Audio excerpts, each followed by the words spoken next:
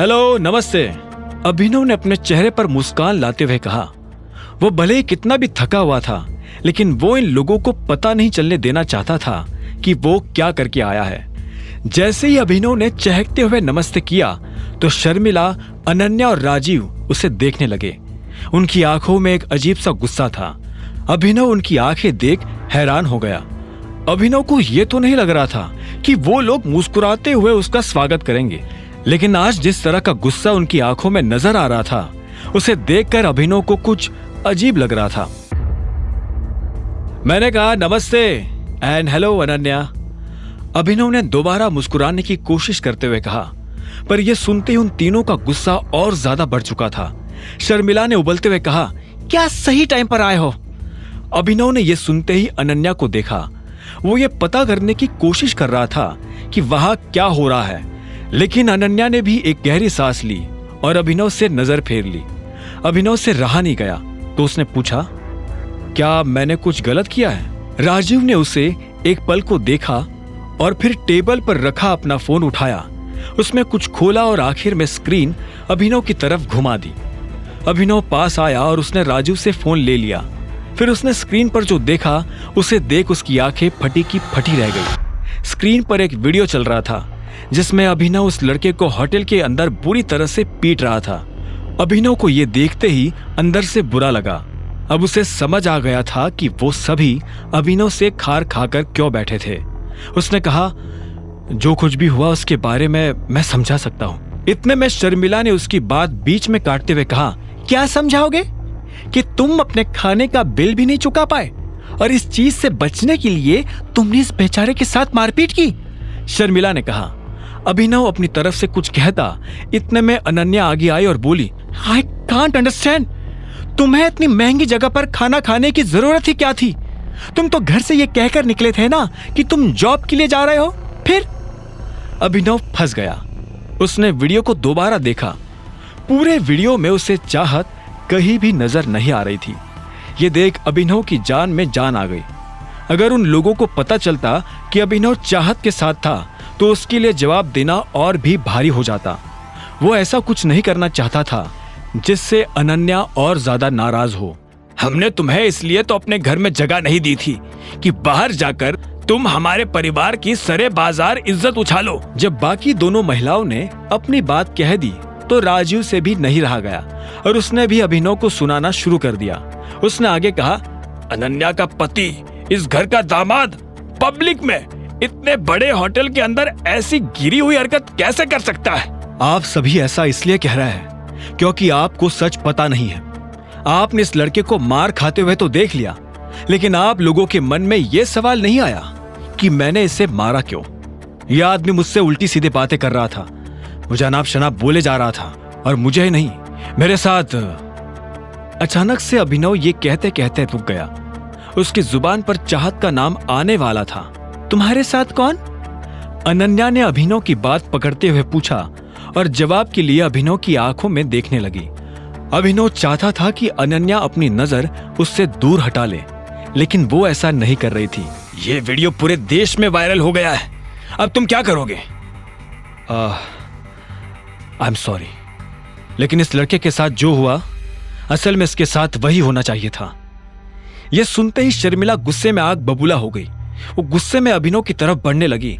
उसका मन तो कर रहा था कि वो अभिनव को थप्पड़ मार दे, लेकिन अपने आप को रोकते हुए उसने कहा, जब हम तुमसे तमीज से बात कर रहे हैं तो तुम भी तमीज से बात करो। परिवार की नाक कटाने के बाद कह रहे हो कि ये जो तुमने किया वो सही किया, और तुम्हें क्या लगा तुम्हारे ऐसे बोलने से हम तुम्हें गले लगाएंगे, शाबाशी देंगे? ना तुम्हारे पास कोई नौकरी है, ना तुम इस परिवार की मदद करना चाहते हो, तो कम से कम भगवान के लिए ऐसा कुछ तो मत करो जिससे इस परिवार को नीचा देखना पड़े। शर्मिला, शांत हो जाओ। राजीव ने शर्मिला को रोकने की कोशिश की। अनन्या की शादी अगर किसी से होनी चाहिए तो वो है चिराग, सिर्फ चिराग। यह सुनती ही अनन्या की आंखें फटी की फटी रह गई। उसने शर्मिला को देखा और बोली, मम्मा, मैं चिराग से शादी करने के लिए कब एग्री हुई? तुम्हारे एग्री होने की मुझे जरूरत भी नहीं है। मैं तुम्हारी माँ हूँ और मुझे पता है what is best for you. इसके साथ रहोगी तो जिंदगी भर तकलीफ ही तकलीफ देखोगी, और फिर तुम्हें अपनी कंपनी के लिए भी मदद चाहिए ना, चिराग के अलावा तुम्हारी कंपनी को फिर से खड़ा करने में कोई तुम्हारी मदद नहीं कर सकता है। इस पर अनन्या ने कहा, मम्मा ऐसा नहीं है, मैं खुद अकरम सर से बात करूंगी, वो मेरी हेल्प कर सकते हैं। मैं चिराग से शादी नहीं करना चाहती हूं। तो क्या तुम जिंदगी भर इस आदमी के साथ रहोगी? हाँ बताओ, शर्मिला ने पूछा। नहीं, मैं इन दोनों में से किसी के साथ नहीं रहना चाहती हूं, अनन्या ने अकड़ के साथ जवाब दिया। तुम्हें अकरम की अकरम सर की मदद किस चीज के लिए चाहिए? अभिनव ने माँ और बेटी की बातों के बीच में आकर पूछा। शर्मिला क्या कह रही थी उससे अभिनव को मतलब नहीं था, लेकिन अकरम का नाम सुनकर वो समझ गया था कि वो अनन्या की मदद कर सकता है। जैसे अभिनव ने इतना कहा तो अनन्या और शर्मिला अभिनव को देखने लगे, लेकिन दोनों ने उसे जवाब नहीं दिया। इतने में राजीव बोला, अनन्या को अपनी कंपनी को फिर से खड़ा करने के लिए कुछ पैसों की जरूरत है। इसके जितने भी शेयर होल्डर्स थे उन्होंने अपने हाथ पीछे खींच लिए हैं। अरे तुम क्यों ये सब इससे बताकर अपना टाइम वेस्ट कर रहे हो? इस प्रॉब्लम में ये क्या कर लेगा? जाकर उन शेयर होल्डर्स की भी वैसे ही पिटाई करेगा जैसे उस लड़के की कर रहा था। शर्मिला ने अभिनव को और सुनाते हुए कहा और आगे बोली, तुम मेरी बेटी का पति बनकर ज्यादा दिन तक नहीं रहने वाले हो। अगर इसने चिराग से शादी नहीं की तो मैं इसके लिए उससे भी बढ़िया लड़का लेकर आऊंगी, पर यू नेवर। इतना कहकर शर्मिला अपने कमरे में चली गई। राजीव ने भी फोन उठाया और अंदर चला गया। उन दोनों के जाते ही अभिनव ने एक गहरी सांस ली और अनन्या की तरफ देखते हुए बोला, तुम्हें कितने पैसों की जरूरत है? AK लिमिटेड के साथ पार्टनरशिप की जा सकती है, लेकिन अकरम सर कभी इस चीज के लिए राजी नहीं होंगे क्योंकि इसमें उनका कोई फायदा नहीं है, अनन्या ने ठंडे सुर में कहा। उसकी नजर में अभिनव इस दुनिया का आखिरी इंसान था जिससे वो इस बारे में बात करना चाहती हो। अभिनव ने धीरे से कहा, ठीक है, मैं तुम्हारी मदद करूंगा। अनन्या ने यह सुनते उसे ध्यान से देखा और बोली, तुमसे एक चीज शेयर करूं? I hate you.